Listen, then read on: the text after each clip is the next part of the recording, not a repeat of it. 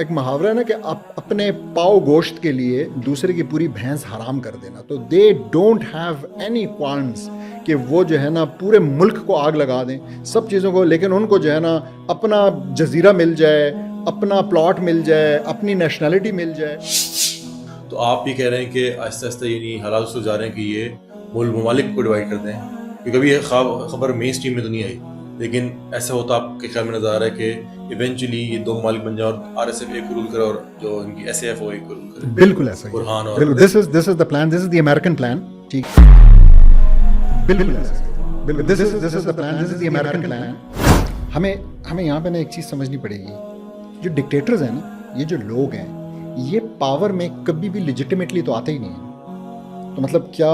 دوگلو کوئی legitimate leader ہے؟ نہیں, لوگ سے نفرت کرتے ہیں, جانتے ہیں کہ وہ دافور کا قاتل ہے. اگر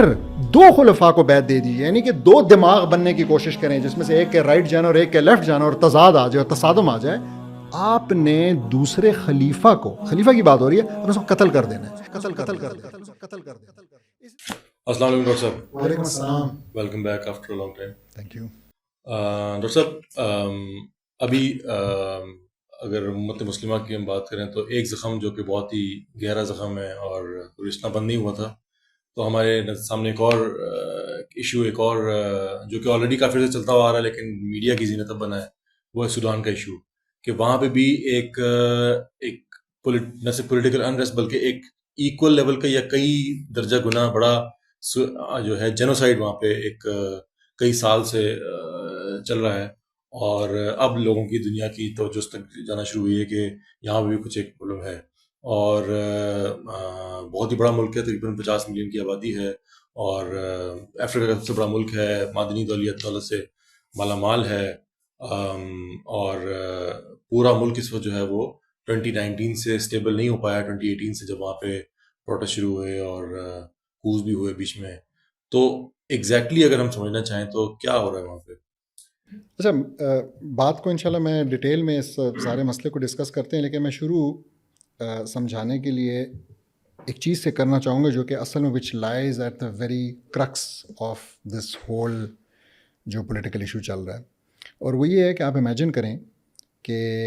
آپ جو ہے نا ایک شخص ہے جو کہ ایک فلائٹ لیتا ہے کسی افریقن کنٹری سے, بالخصوص اسی ملک سوڈان سے, اور وہ لینڈ کرتا ہے دبئی میں, اور وہ دبئی میں لینڈ کرتا ہے with just one suit case,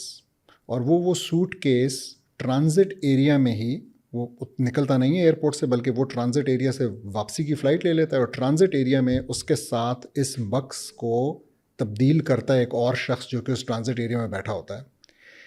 جو آیا ہے افریقہ سے. اس نے لا کے یہاں پہ یہ سونے سے بھرا ہوا بکس دیا,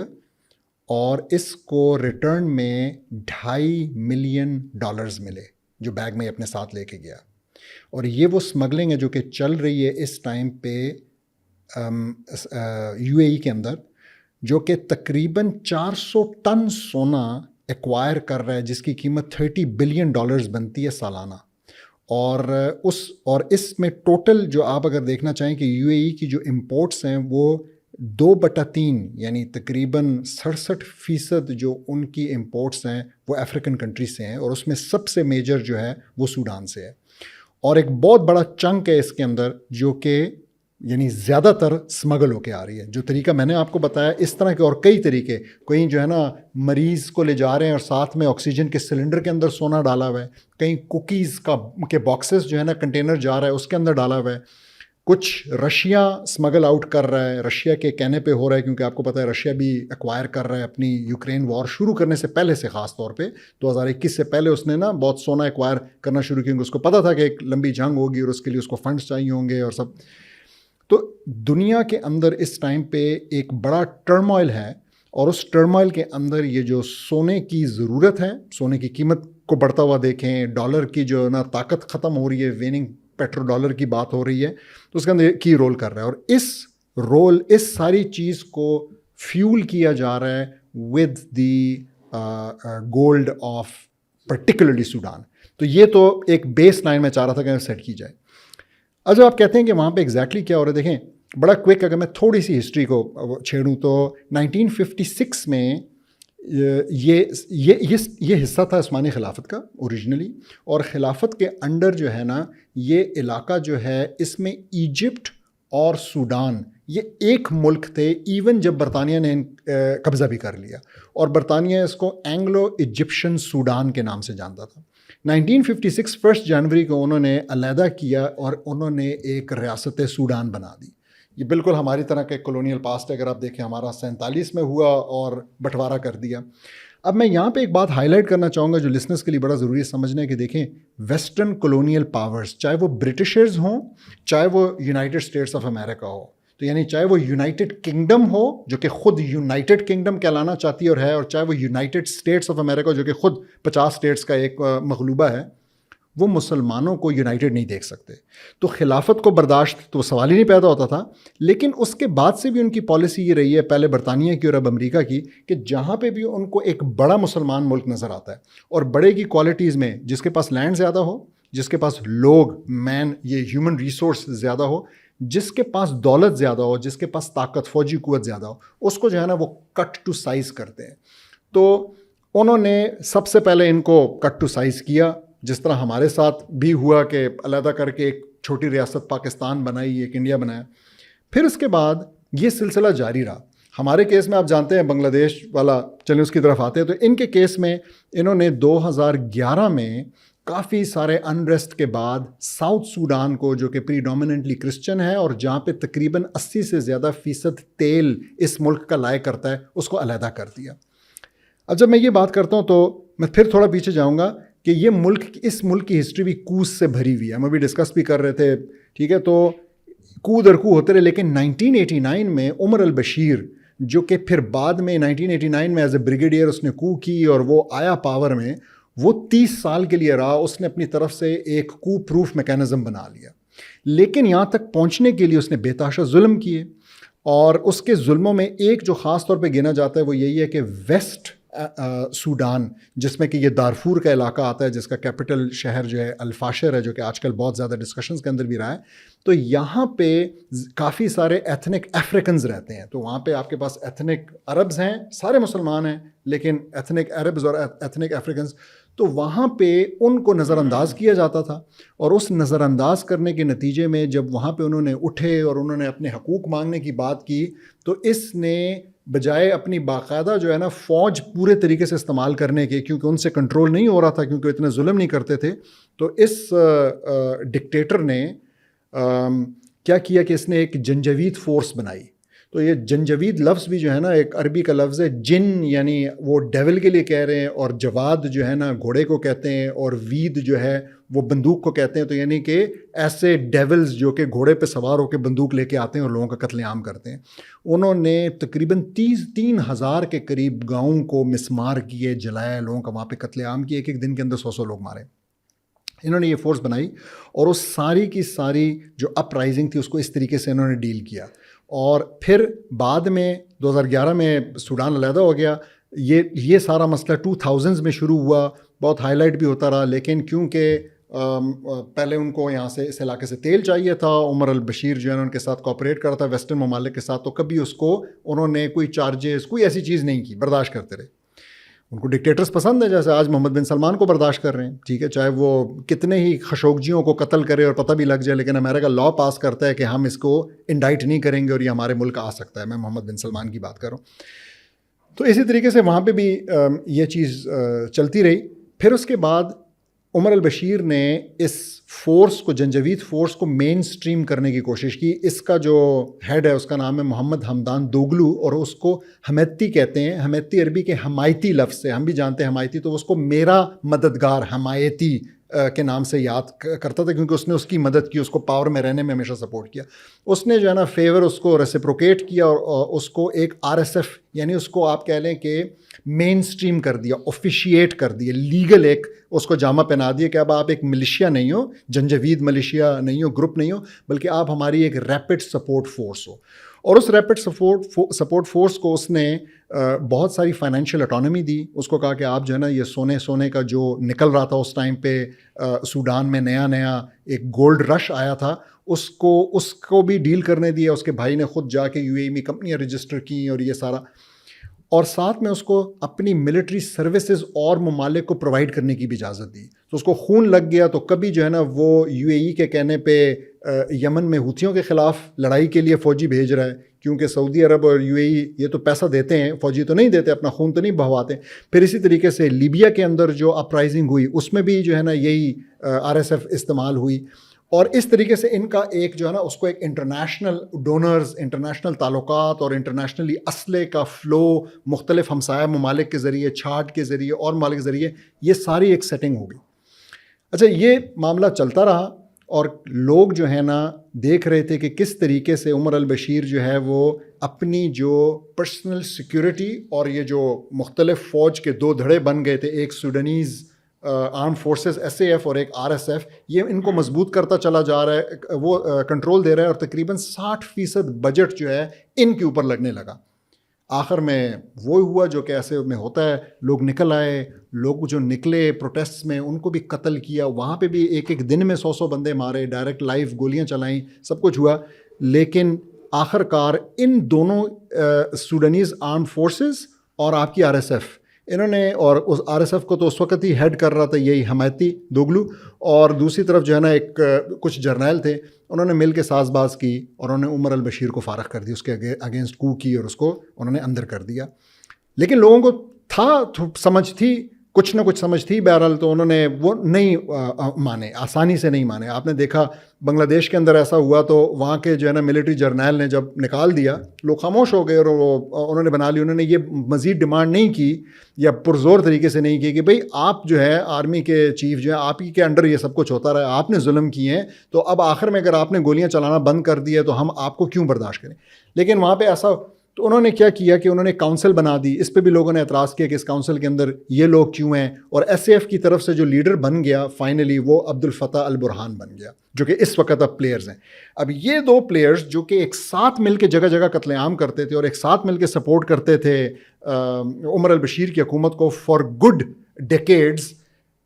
ان کی آخر میں آپس میں لڑائی ہو گئی, اور آپس میں لڑائی جو ہے وہ پھر خرطوم تک پہنچ گئی, اور پھر ایس اے ایف نے خرطوم سے ان کو باہر نکالا. لیکن جو ویسٹ کا ایریا ہے جہاں پہ یہ ساری گولڈ مائنز ہیں, وہاں پہ دارفور کا ایریا جو ایگزیکٹلی اس کے اندر, اور جس میں الفاشر شاعر آتا ہے, اس پہ انہوں نے سیج ڈالا ہوا تھا. ایس اے ایف جو ہے نا سپورٹ کر رہا تھا, لیکن آخر کار وہ جو کوارڈ کنٹریز ہیں, 4 ممالک ہیں, اس میں آئی تھنک امریکہ آتا ہے, اس میں سعودی عرب آتا ہے, اس میں یو اے ای آتا ہے اور ایجپٹ آتا ہے. انہوں نے ایک میٹنگ کی اور انہوں نے ایس اے ایف کو تیار کر دیا actually for another division of this country, کہ بھائی ویسٹ الگ ہو جائے گا, ایسٹ الگ ہو جائے گا, آپ نکلیں. اور انہوں نے اپنی فورسز نکال لی, سپورٹ نکال لی, اچھا جانتے ہوئے کہ آر ایس ایف اندر جا کے قتل عام کرے گی. اور ایگزیکٹلی وہی ہوا جو الفاشر کی آپ نے تصویریں دیکھی ہیں, وہ وہاں کا سٹی ہے, اس کے اندر انہوں نے پھر قتل عام کیا, اور شاید 3-1 ہزار لوگوں کو جو ہے نا, اور چلتی ویڈیوز ہیں, خود اپنی قبریں کھود رہے ہیں اور ان کو اندر گرایا جا رہا ہے, الٹے بازو کر کے ان کو لٹکایا جا رہا ہے, اس طریقے سے ٹارچر کر کے مارا جا رہا ہے کہ ان کے بازو نکل آتے ہیں. یہ سب کچھ ہم نے دیکھا. تو this has been going on ادھر. اور اب جو ہے نا سمجھ یہ آ رہی ہے کہ ایک سیٹلمنٹ ریچ ہوئی ہے, اور یہ وہی سیٹلمنٹ ہے جو کہ ویسٹ کی سیٹلمنٹ ہے, جو میں بتا رہا تھا کہ خود یہ یونائٹڈ ہیں اور ہمیں جو ہے نا یہ ڈیوائڈ در ڈیوائڈ, کمزور در کمزور کرتے ہیں. تو اب سوڈان کو ایک بار پھر 2 حصوں میں, 2 دھڑوں میں ڈیوائڈ کرنے کی جو ساز باز ہے وہ اپنے فائنل مرحلے میں داخل ہو گئی. یعنی جس طرح سے 2011 میں انہوں نے نارتھ اور ساؤتھ سوڈان کو ڈیوائڈ کیا تھا, اور ابھی جو ہے وہ جس طرح 2 دھڑے انہوں نے بنا دیے ہیں ملٹری کے, اور ایک جو آپ بات کریں کہ جس طرف اتنی چیزیں جاتی نظر آ رہی ہیں, کیونکہ آہستہ آہستہ ایس اے ایف جو ہے وہ وڈرا کر رہی ہے, اور یہ جو آر ایس ایف ہے وہ گولڈ رچ ایریاز کو کنٹرول سنبھالے گی, اور جو آر ایس ایف جو ایس اے ایف ہے سوڈانیز آرم فورسز, یہ باقی ملک کا کنٹرول سنبھالے گی. تو آپ بھی کہہ رہے ہیں کہ آہستہ آہستہ یعنی حالات اس کو جا رہے ہیں کہ یہ ممالک کو ڈیوائڈ کر دیں, کیونکہ ابھی یہ خبر مین اسٹریم میں تو نہیں آئی, لیکن ایسا ہوتا آپ کے خیال میں نظر آ رہا ہے کہ ایونچولی یہ 2 ممالک بن جائیں اور آر ایس ایف ایک کو رول کرے اور جو ان کی ایس اے ایف وہ ایک کو رول کرے. بالکل ایسا ہی, this is the plan, this is the American plan, ٹھیک ہے. اور وہ اس کو پہلے ساؤتھ نارتھ میں ڈیوائڈ کرنے کا جو پلان تھا وہ بھی امریکن پلان تھا, اور عمر البشیر نے اس کے بارے میں بھی بتایا تھا. اور عمر البشیر نے اپنی حکومت کے دوران یہ بھی بتایا تھا کہ یہ وہ میں نے امریکہ کے کہنے پہ کیا، وہ امریکہ کے کہنے پہ ہوا، اور آخر میں پھر اس نے اس کو سپورٹ کیا، اور اس نے جاتے جاتے یہ بھی بتایا کہ امریکہ کے اب یہ پلان ہے. اس نے تو یہ کہا ہے کہ 5 حصوں میں تقسیم کیا جائے گا. اس نے یہ کہا ہے مطلب 5 حصے بنائے جائیں گے، جس میں سے کہ ایک بن چکا ہے اور ابھی 4 بننے رہتے ہیں، تو اس کے 4 حصے. تو سب سوال یہاں پہ پیدا ہوتا ہے کہ عمر بشیر خود ایک ملٹری ڈکٹیٹر تھے،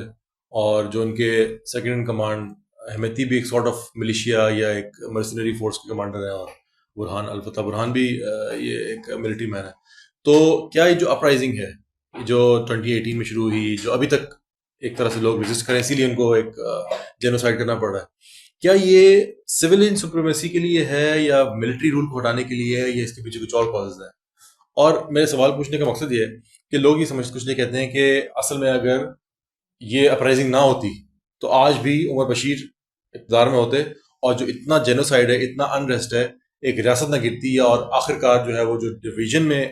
اس کا جو نتیجہ ہوگا وہ بھی نہ ہوتا. تو اگر اپرائزنگ ہوتی ہے تو ریاست کمزور ہو جاتی ہے. اس پر میں کیا کہتے ہیں آپ؟ دیکھیں، ہمیں نا یہ سمجھنے کی ضرورت ہے، اس بات کو سمجھنے کے لیے کہ دنیا جو ہے، دنیا کی جو طاقتیں ہیں، خاص کر امریکہ اور پرانے زمانے میں برطانیہ، یہ ہمیں تقسیم کرتے کیوں تھے. تو ہمیں تقسیم کرنے کی کچھ وجوہات تو بڑی کلیئر سمجھ میں آتی ہیں کہ جی آپ کے پاس دولت ہے تو یہ تقسیم کرتے ہیں، آپ کے پاس پاور ہے تو یہ اپنے سامنے ایک ایسا مد مقابل نہیں دیکھنا چاہتے، کچھ اس قسم کی انگریڈ سوسائٹی میں ہوتی ہیں. لیکن ایک چیز جو کہ اکثر نظر انداز کی جاتی ہے وہ ہے، جو کہ مڈل ایسٹ کے لیے بھی ٹرو ہے، اور میں سمجھتا ہوں ہمارے ان ایشیائی ممالک کے لیے بھی ٹرو ہے، چاہے وہ پاکستان ہو، چاہے افغانستان ہو، چاہے ایران ہو، چاہے یہ سینٹرل ایشین اسٹیٹس جو ہیں. اور وہ ہے کہ ان علاقوں کے اندر لوگ جو ہیں وہ پرائمریلی اسلام سے پیار کرنے والے ہیں، اسلام کو ریفر بیک کرنے والے ہیں، اسلام ان کو یونائٹ کرنے والی ایک فورس ہے. اس کا مطلب کیا ہے؟ دیکھیں، اس کا مطلب میں یہ نہیں کہہ رہا کہ یہاں کے لوگ جو ہے نا اپنی ڈیمانڈز میں یہ سامنے ہر وقت رکھتے ہیں کہ جی ہمیں اسلام چاہیے، نہیں، یہ بات نہیں ہو رہی. لیکن جب ان کے اوپر ظلم ہوتا ہے تو وہ ریفر بیک کرتے ہیں اور سوچتے ہیں کہ یار آپ تو یہ چیز فلانی چیز کر رہے ہیں تو غلط چیز ہے، آپ یہ کیوں کر رہے ہیں. یعنی یہاں ان سب علاقوں کے اندر اپ رائزنگز بنتی ہیں اسلام کے نام پہ، جھگڑے ہوتے ہیں، اور خاص کر ظلم کے خلاف جب وہ کھڑے ہوتے ہیں تو وہ they unite on this. This is a problem which the Western world is facing and fighting. دیکھیں، اس چیز کو ایک آرٹیکل لکھا تھا 2006 میں پیٹرک بکنن نے، اور اس نے اس آرٹیکل کا ٹائٹل کیا تھا؟ An idea whose time has come. وہ کس آئیڈیا کی بات کر رہا تھا؟ وہ اسلام کی بات کر رہا تھا. وہ کہہ رہا تھا کہ اسلام کا ٹائم، یعنی اسلام کے رول کرنے کا، اسلام کے مسلمانوں کو دوبارہ سے یونیفائی کرنے کے اس آئیڈیا کا ٹائم آ چکا ہے. اور پھر اس آرٹیکل کو اور اس کانسیپٹ کو لے کے، اس سے بہت پہلے سے بھی، یعنی آپ کی پوری جو وار آن ٹیرر ہے، اصل میں تو وار آن اسلام تھی، ہم جانتے ہیں. تو وہ یہ سب یہی ہے کہ یہاں کے لوگ کسی بھی طریقے سے یونائٹ ہو کے ایک پرابلم ویسٹرن ورلڈ کے لیے کاز نہ کریں، اگر یہ واپس اپنے اسلام کو as a civilization and as a lens governance کے اندر اگر یہ لے آتے ہیں.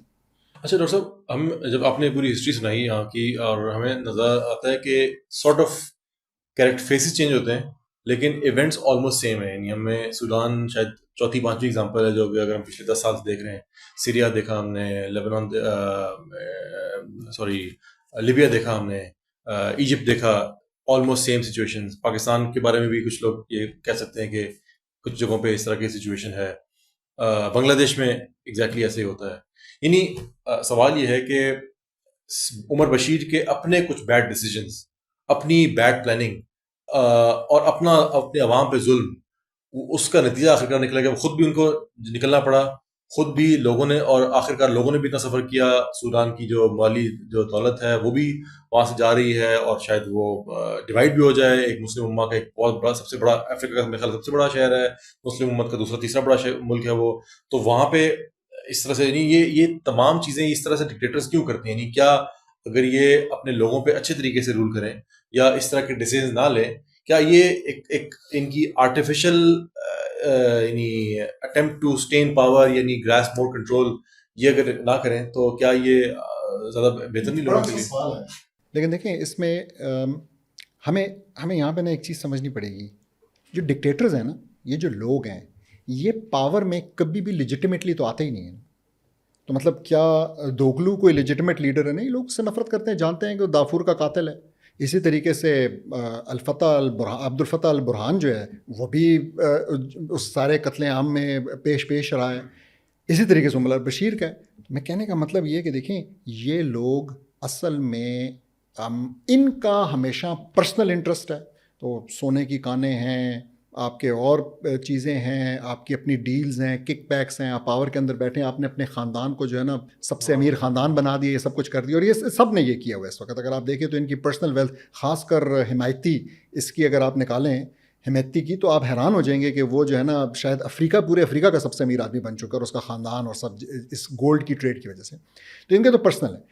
دوسرا، ان کو پتہ ہے کہ آج اگر ہمیں فورن سپورٹ ختم ہو جائے، ہمیں اسلحہ ملنا بند ہو جائے، ہم لڑ نہیں سکتے، ہمیں جو ہے نا اگر وہ کوئی خاص قسم کی پابندیاں لگا دیں، اس وجہ سے یہ ان کی ہر جائز ناجائز بات ماننے پہ مجبور ہوتے ہیں. تو یعنی اگر میں ناجائز طریقے سے پاور میں آیا ہوں،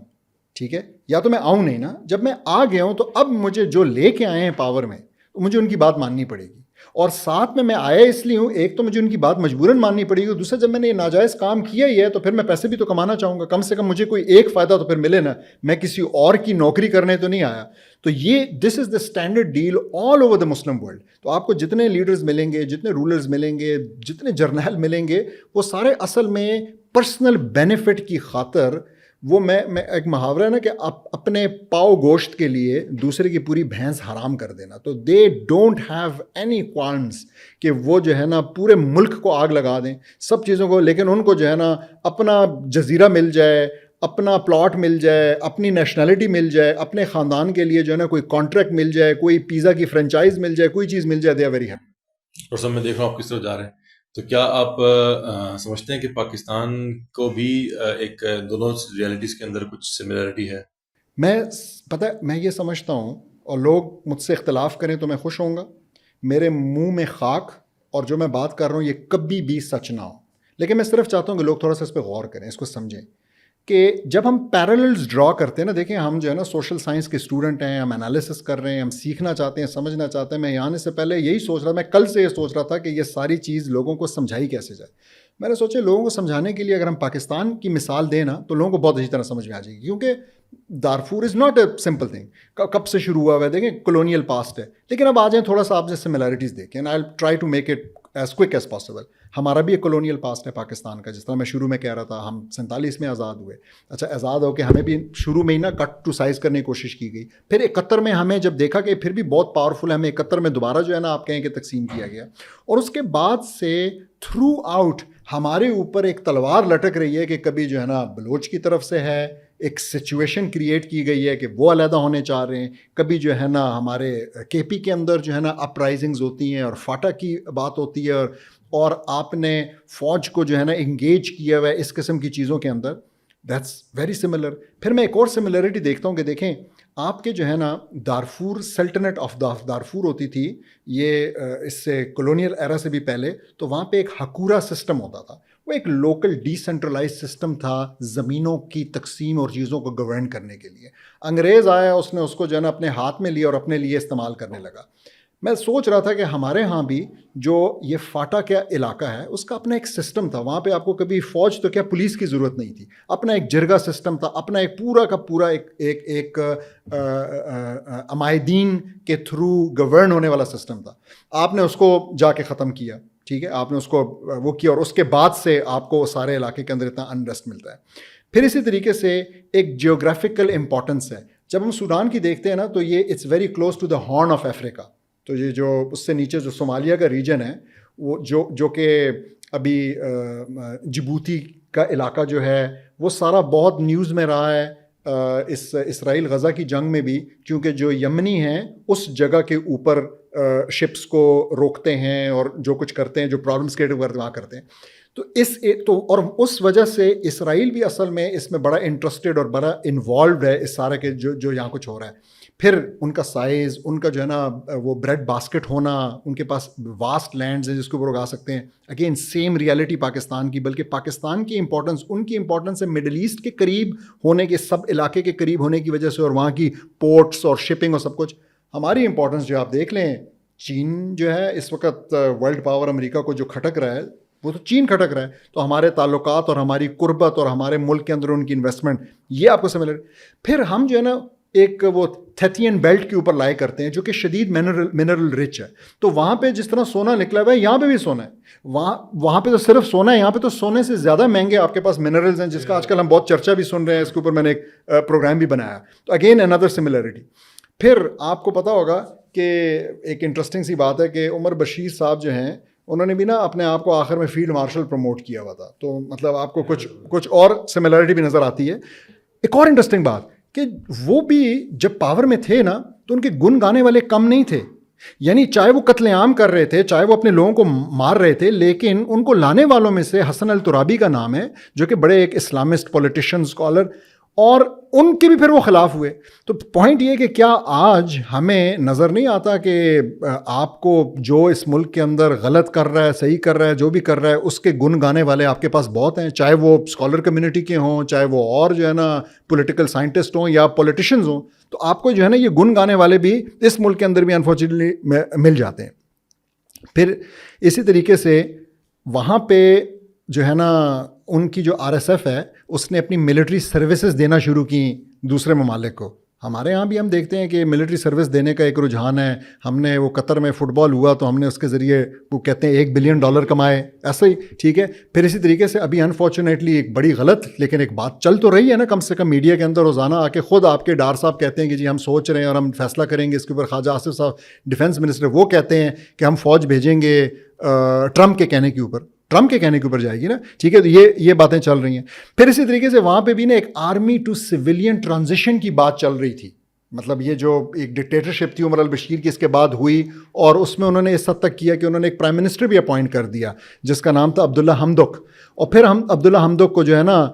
قید کیا گیا. ہم یہاں پہ بھی دیکھتے ہیں کہ ایک نریٹو تھا کہ جی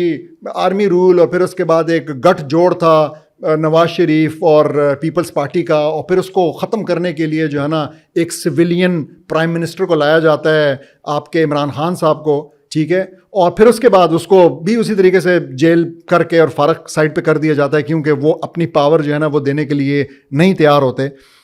پھر اسی طریقے سے جس طرح وہاں پہ بڑے بڑے ممالک کا ایک انفلوئنس ہے، میں آپ جانتے ہیں یو اے ای کے انفلوئنس کی ہم نے بات کی کہ ان کو سونا چاہیے، لیکن وہ امریکہ کا، یورپین کنٹریز کا، اس حد تک کہ رشیا کا جو واگنر گروپ ہے جس کے بارے میں ہم نے سنا تھا یوکرین وار میں، وہ بڑا ایکٹیو رہا ہے. اس نے ٹرین کیا اس آر ایس ایف کو، وہ اسلحہ دیتا رہا اس نے لیبیا بھیج کے وہاں پہ ٹرین کیے. تو کیا پاکستان کے اندر بھی اس ٹائم پہ ایک طرف امریکہ اور دوسری طرف چین، تو مطلب ہم بھی بڑے آرام سے ان دونوں کی ٹسل کا ایک ہم پلے گراؤنڈ بن سکتے ہیں اگر ہماری پالیسیز اس قسم کی رہیں کہ کبھی ہم ان کو گوادر پورٹ بنا کے دیتے ہیں اور کبھی باتیں چل نکلتی ہیں کہ پسنی پورٹ ہم ان کو بنا کے دیں گے. وہ کہہ رہے ہیں کہ جی ہمیں بگرام کا بیس چاہیے اور اس کے لیے اگر ہم جو ہے نا افغانستان کے ساتھ جنگ کرنے کے لیے تیار ہو جاتے ہیں تاکہ ان کی یہ بات منوائی جا سکے ان سے. گاڈ نوز کہ اس کے پیچھے کیا تھا ایگزیکٹلی، لیکن باتیں تو یہی ہو رہی ہیں میڈیا کے اندر. تو کہنے کا مطلب یہ ہے کہ، اور پھر آخری چیز جو میں نے کہا وہ جو بات ہے نا کہ an idea whose time has come, تو کیا پاکستان میں ہم دیکھتے نہیں ہیں کہ لوگ واقعی اس سارے اشرافیہ سے، اس ساری ایلیٹ سے، اس سارے نظام سے تنگ آ چکے ہیں. بار بار لوگ جو ہے نا سڑکوں پہ آتے ہیں، اور جب سڑکوں پہ آتے ہیں تو ان کو کچلا جاتا ہے. تو میں یہ سمجھتا ہوں کہ there are a lot of similarities between the situation of Pakistan and the situation of Sudan. تو خدا نہ کرے، اگین میں نہیں چاہتا کہ ایسا ہو، لیکن سب کو عقل کے ناخن لینے کی ضرورت ہے کہ وہ یہ سوچیں کہ ہم اس چیز کو اس طرف جو ہے نا جانے کی اجازت کسی طور پہ بھی نہ دیں. اچھا ڈاکٹر صاحب، آپ کی بات آمین، اللہ نہ کرے ایسا ہو، لیکن ہم اگر جو آپ نے پیرلز ڈرا کیا، ہمیں نظر آتا ہے کہ یہ آلموسٹ تمام مسلم امہ جو کہ پوسٹ کلونیل آرڈر کے اندر رہ رہی ہے اس کے اندر سم واٹ ایسی چیزیں ہوتی نظر آتی ہیں کہ جو لیڈرز ہیں وہ اپنی پاور عوام یا امت کے بجائے وہ فارن پاور سے ڈرا کرتے ہیں، کہیں فرانس سے، کہیں رشیا سے، کہیں پہ امریکہ سے، کہیں یو اے ای سے، کہیں یو کے سے، اور اس اپنی فورن ہیلپ کو، فورن سپورٹ کو برقرار رکھنے کے لیے، اپنے آپ کو پاور میں رکھنے کے لیے ڈفرینٹ قسم کے کمپرومائز کرتے ہیں. آپ نے پاکستان کی بات کی کہ ہم کبھی منرلز دے رہے ہیں، کبھی کسی کو پورٹ دے رہے ہیں. آپ مڈل ایسٹ کی بات کریں تو کبھی اسرائیل کی سپورٹ کی جا رہی ہے، کبھی اپنے لوگوں کو مروایا جا رہا ہے، کبھی ان کی ایئر اسٹرائکس لیبنان پہ ہوتی ہیں، جارڈن پہ ہوتی ہیں، ایران پہ ہوتی ہیں. تو بس خون کے گھونٹ پی کے، یعنی قطر میں بھی ہم نے دیکھا کہ وہاں پہ انہوں نے دن دہاڑے ان کے کیپٹل کے اندر اسٹرائکس کی، انہوں نے بالکل خاموشی کی، بلکہ ہلکا سا انہوں نے کہا بس سوری کہہ دو ہمارے لیے کافی ہوگا. تو ابھی سعودی کی ہم نے بات کی، وہاں پہ وہ اپنا جس طرح لبرلائزیشن کر رہے ہیں، یقیناً وہ کسی ایجنڈا کے اوپر ہے، یقیناً وہ اپنے عوام کی خواہش کے اگینسٹ جا کر وہ یہ اس طرح کے ایکشنز لے رہے ہیں. تو میں لیکن یہ سوال پیدا ہوتا ہے کہ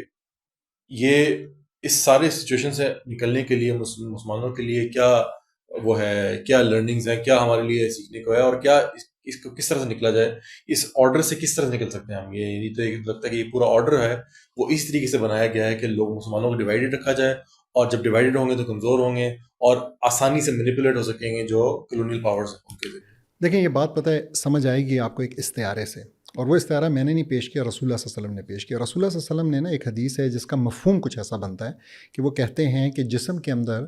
ایک لوتھڑا ہے، ایک گوشت کا لوتھڑا ہے، جو کہ جب ٹھیک ہوتا ہے تو آپ کا پورا جسم جو ہے نا وہ ٹھیک ہوتا ہے. اس میں نا دل یا دماغ یا دونوں کی طرف اشارہ ہے نا، مطلب دونوں، یعنی آپ کا ایک سینٹر ہے، ایک آپ کا سی پی یو ہے، ٹھیک ہے. اور جب وہ خراب ہوتا ہے سب خراب ہوتا ہے. تو دیکھیں ہمیں انسانی لیول پہ بڑے آسانی سے سمجھ میں آتی ہے کہ ہاں یار واقعی اگر دل یا دماغ لیٹ سے فنکشن نہیں کر رہا تو بس پھر انسان کے ایون ہاتھ بھی ہے، سب کچھ کام نہیں کر رہا، ہو سکتا ہے یہ ہاتھ آپ کو خود زخمی کر رہا ہو. اب آ جائیں ذرا اس کو امت لیول پہ لے جائیں. امت لیول کے اوپر اصل میں جب ہمیں یہ ڈیوائیڈ کرتے ہیں نا تو ہر ڈیوائیڈ ہونے والا حصہ سیلف فوکسڈ ہو جاتا ہے. تو آپ نے ہاتھ کو اگر الگ کر دیا تو اب ہاتھ سوچتا ہے کہ مجھے کیا چاہیے. ہاتھ یہ نہیں سوچتا کہ یار مجھے جو چاہیے وہ منہ کے راستے سے مجھ تک پہنچے گا، تو ہاتھ اپنے آپ کو فیڈ کرنے میں لگ جائے گا، ٹھیک ہے، لیکن باقی کا نہیں سوچ سکے گا. This is what has happen to the امہ. آپ نے ڈیوائیڈ کیا تو آپ نے جب یہ چھوٹی چھوٹی ریاستیں بنائی تو آپ ان سب کا اپنا اپنا ایک مفاد ہے. اب ہمیں اتنا کلیئر اسلام نے یہ بات سمجھائی ہے کہ نہیں، اصل میں آپ کے لیے ضروری تھا کہ آپ کے اوپر ایک لیڈر بیٹھا ہوتا، وہ آپ کے دل و دماغ کی طرح ہوتا، اور وہ ڈکٹیٹ کرتا کہ اب میں نے اس سچویشن میں کیا کرنا ہے. اب ہمارا وہ دماغ، وہ سی پی یو جس کو ہم خلیفہ سمجھتے ہیں اور جس کو رسول اللہ صلی اللہ علیہ وسلم ایک حدیث میں کہتے ہیں اذا بوئی لخلیفتین فاقتلوا الآخر منہما. اس کا مطلب کیا ہے کہ اگر دو خلفاء کو بیعت دے دی، یعنی کہ دو دماغ بننے کی کوشش کریں جس میں سے ایک کے رائٹ جانا اور ایک کے لیفٹ جانا اور تضاد آ جائے اور تصادم آ جائے، آپ نے دوسرے خلیفہ کو، خلیفہ کی بات ہو رہی ہے، ہم اس کو قتل کر دینا ہے. اسی طرح کہ یہ مسلم کی حدیث ہے، ایک اور مسلم کی حدیث ہے جس میں رسول ہم کہتے ہیں کہ اگر تم لوگ یونائٹڈ ہو انڈر ایک امیر اور کوئی اور آ جاتا ہے باہر سے شخص اور وہ تم لوگوں کے اندر ڈویژن ڈالنے کی کوشش کرتا ہے، اس کو قتل کر دو. ہم یہ دیکھ رہے ہیں کہ ابھی تو ہم یونائٹڈ بھی نہیں ہیں لیکن ڈویژن در ڈویژن ہو رہی ہے. تو اگر ہم اس چیز کو ریورس کرنا چاہتے ہیں تو we will have to go back to that ideology, that concept جو کہ مسلمانوں کی یونیفیکیشن کا کانسیپٹ ہے. وہ شروع بھلے چھوٹی جگہ سے ہو، وہ پاکستان سے شروع ہو سکتا ہے، وہ ایجپٹ سے ہو سکتا ہے، وہ ترکی سے ہو سکتا ہے، کسی اور جگہ سے، لیکن اس میں پہلے دن سے یہ کلیئر ہوگا کہ وہ کوئی نیشنلسٹک پروجیکٹ نہیں ہے، وہ مسلمانوں کو واپس یونیفائی کرنے کا پروجیکٹ ہے. اس کے علاوہ میرے خیال میں ہمارے پاس ان مسائل کا کوئی حل نہیں ہے، ورنہ ہم تقسیم در تقسیم اور اوروں کے ایجنڈا پہ کام کرتے رہیں گے اور بڑا فخر بھی محسوس کریں گے، اور ہم اس کو نیشنل انٹرسٹ کہیں گے، کبھی ہم اس کو مصلحت کہیں گے، کبھی ہم اس کو کمپرومائز کہیں گے، کبھی ہم اس کو کہیں گے کہ ہم بتدریج اسلام لے کے آ رہے ہیں، لیکن اصل میں وہ اسلام کے ساتھ اور مسلمانوں کے ساتھ دھوکہ، ظلم کے علاوہ کچھ بھی نہیں ہوگا. جزاک اللہ ڈاکٹر صاحب. امید ہے کہ آج جو ہم نے ٹاپک تھا وہ اسلام کے پرسپیکٹیو کی روشنی میں ہمارے جو آڈینس ہے ان کو سمجھ میں آئے گا، اور ہمیشہ کی طرح ریکویسٹ کریں گے کہ کوئی اپنے فیڈ بیکس ہیں جو کامنٹس ہیں ان سے ہمیں آگاہ کریں. تو آج کی ہم ایپیسوڈ میں ہی کنکلوڈ کرتے ہیں، انشاءاللہ اگلی ایپیسوڈ میں انشاءاللہ ملاقات ہوگی. اللہ حافظ.